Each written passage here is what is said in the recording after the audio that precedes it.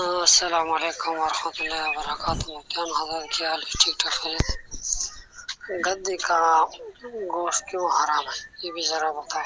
اور دوسرا سوال یہ ہے، گھوڑے کا جو گوشت ہے وہ کھانا حلال ہے یا حرام، جائز ہے یا ناجائز، یہ بھی ذرا بتائیں۔ ٹھیک ہے، ہمارے جزاک۔ وعلیکم السلام ورحمۃ اللہ وبرکاتہ۔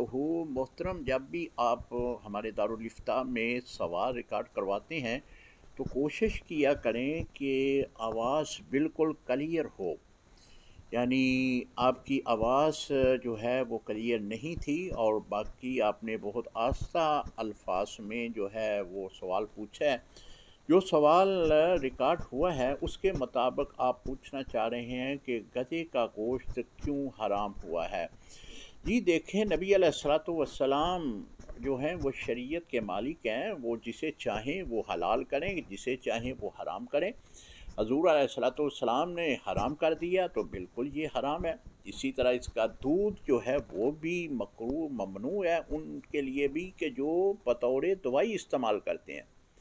سیدی اعلیٰ حضرت امام احمد رضا خان بریلوی رحمۃ اللہ تعالیٰ علیہ نے فتاوی رضویہ میں اس کی جو اس کے بارے میں لکھا ہے وہ یہی ہے کہ اگر بہت زیادہ اس کے دودھ کی ضرورت پڑے کوئی مریض کو تو پھر بھی اس کے لیے وہ مکروہ و ممنوع ہے۔ لہذا اس کا گوشت جو ہے وہ نبی علیہ الصلوۃ والسلام نے چونکہ حرام قرار دیا ہے، لہذا شریعت میں اسے حرام ہی کہیں گے۔ اسی طرح اس کا دودھ جو ہے، چونکہ حرام جانور کا دودھ جو ہے وہ بھی حرام ہی ہوتا ہے، اس کو بھی استعمال کرنا یہ جائز نہیں ہوگا۔ السلام علیکم ورحمۃ اللہ وبرکاتہ۔